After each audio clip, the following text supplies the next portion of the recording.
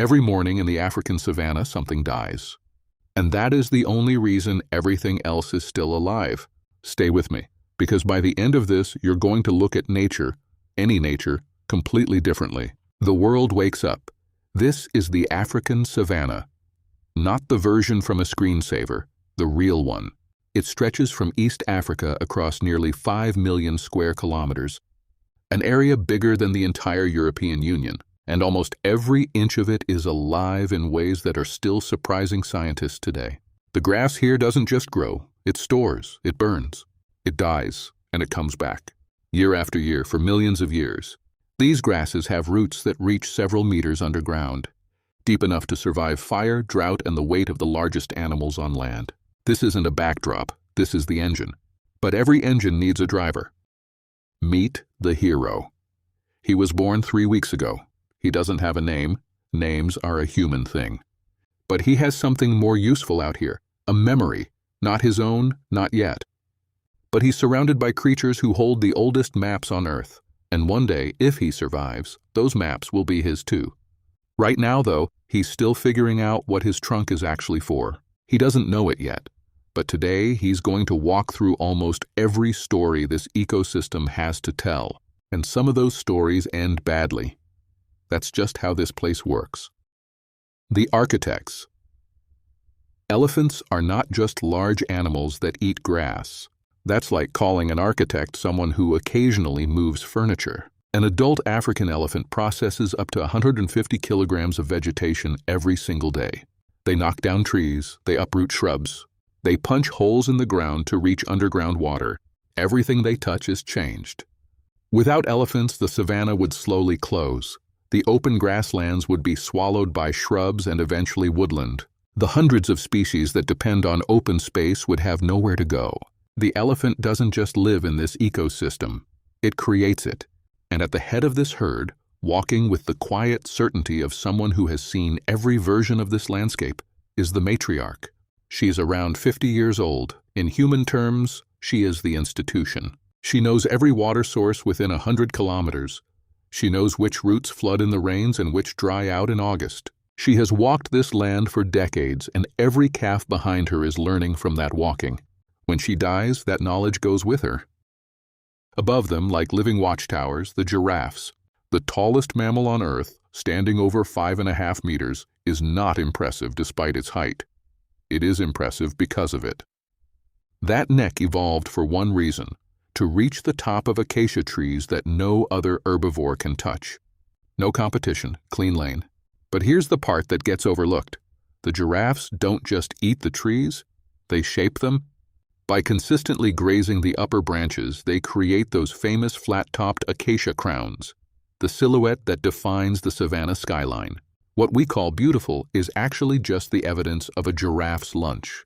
A giraffe's heart weighs about 11 kilograms. It has to. Pumping blood that far uphill requires extraordinary pressure. So, when a giraffe bends down to drink, spreading those impossibly long legs to reach the water, it's genuinely one of the most vulnerable moments any large animal in the savanna has. They don't do it often. They don't need to. But when they do, things watch. The buffalo herd looks slow. That is a trap. A Cape buffalo can hit 55 kilometers per hour. An adult male weighs up to 900 kilograms. Their horns, which fuse into a solid shield across the forehead called a boss, can deflect the full force of a lion's attack. There are documented cases of buffalo herds circling back to rescue trapped calves and killing the lions who held them. They are not prey that tolerates predators. They are a force that predators calculate very carefully. The zebras are the first to eat each morning, taking the tough upper grass that other animals won't touch. Behind them come the wildebeest, then the gazelles, then smaller species, each eating what the previous left behind. A single landscape feeds dozens of species at once, not because they share, but because each one has a slightly different appetite. The grass doesn't care. It just grows back. The calf notices the change before he understands it. The adults have stopped communicating through low rumbles. The herd tightens. Something is different about this section of grass. The editors. Lions are the most misunderstood animal in this ecosystem. We tell a story about them as kings, as apex killers. And yes, a male lion can weigh 230 kilograms, stand 1.2 meters at the shoulder, and bring down prey 3 times his own weight. But lions succeed roughly 1 in 4 attempts, on a good day. What they are, far more than hunters, are regulators. They keep herbivore populations in check. More specifically, they remove the weak, the slow, the sick. Without that pressure, herds would grow beyond what the grass can sustain. The savanna would be stripped bare. The lions aren't here to hunt, they're here to edit. Where the lion is visible, the leopard is not. The leopard is solitary, nocturnal, and genuinely extraordinary at being invisible. After a kill, it hauls the carcass into a tree, sometimes carrying animals heavier than itself, straight up a vertical trunk. Specifically to keep it away from lions and hyenas, the leopard occupies an ecological niche that no other large predator can reach, literally. And then there's the one that doesn't hide at all. The cheetah is the fastest land animal on Earth, reaching 110 kilometers per hour in short bursts. Its claws don't fully retract, acting like running spikes. Its enlarged chest creates lung capacity that makes the sprint possible. But the cheetah pays for that speed. After a full-speed chase, it's so overheated and exhausted it often has to rest before it can even eat, during which time hyenas or vultures frequently steal the kill. The cheetah is the sprinter who wins the race and then gets robbed in the locker room. Even so, it targets the fastest and least attentive gazelles, which means only the quickest and most alert survive to breed.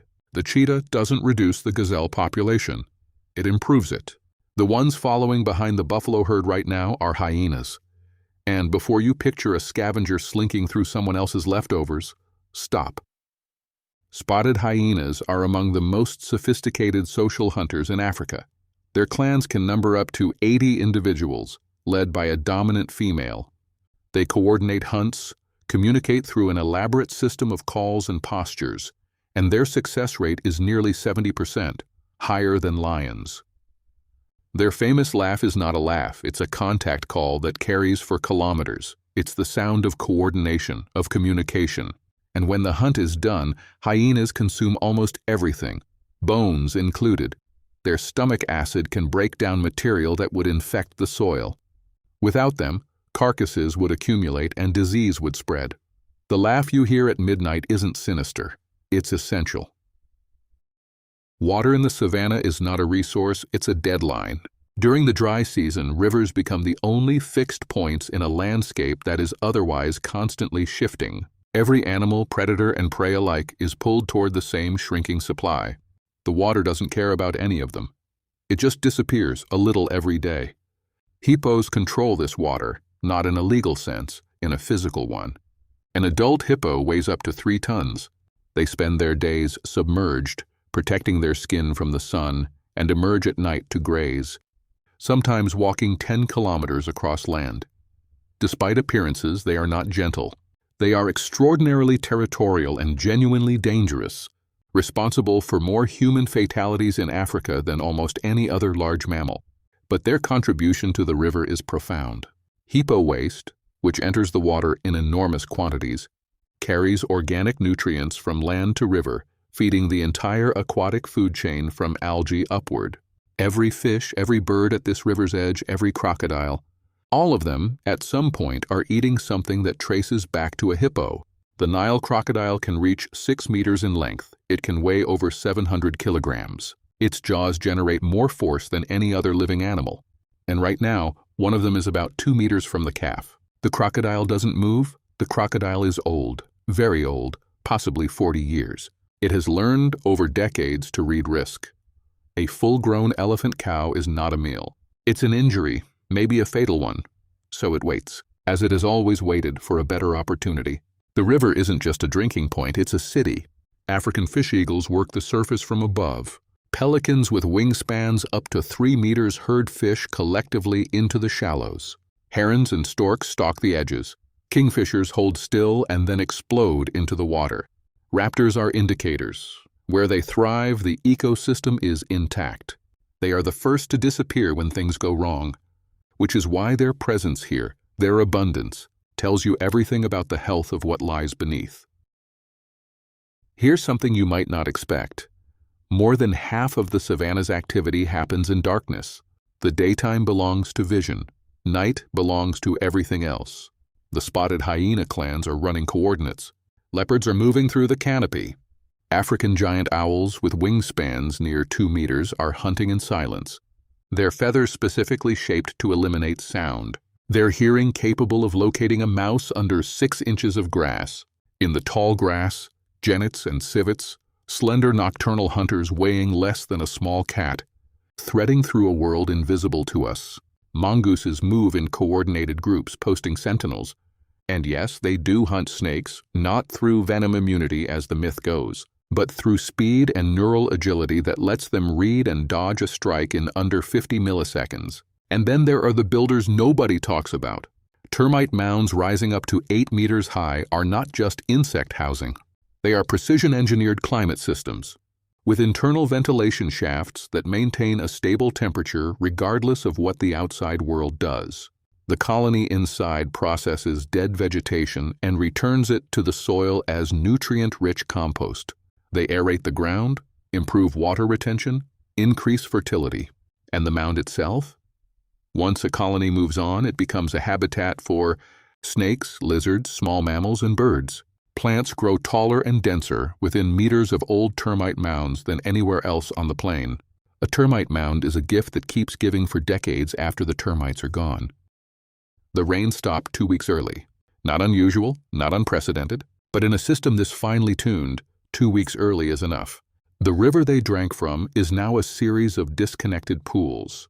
The hippos are crowded, aggressive. The crocodiles have not moved in days. Everything is waiting. Scientists studying elephant herds discovered something remarkable.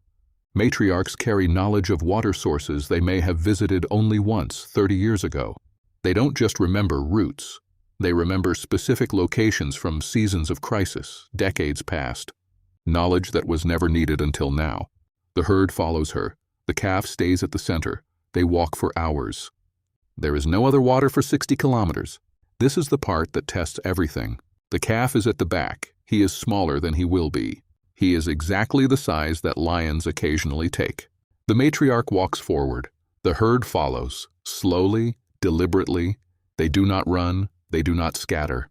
They move as one, and the lions, calculating risk in real time, 4 lions against 20 tons of elephant, make the same decision the crocodile made weeks ago. The calf pushes in next to the matriarch and drinks. She knew. Here is what it took ecologists decades to fully understand. The savanna does not survive despite the drought, the fire, the predators, the death. It survives because of them. Remove the lions, and the herbivore populations explode. The grass disappears. The soil erodes. The water table drops. In 15 years, it's a dust bowl. Remove the elephants, and the shrubs close in. The open grasslands vanish. 100 species lose their habitat in a generation. Remove the termites and the soil compacts. Water runs off instead of soaking in. The entire base of the food chain contracts. Every element that looks like a threat is actually load-bearing, even fire.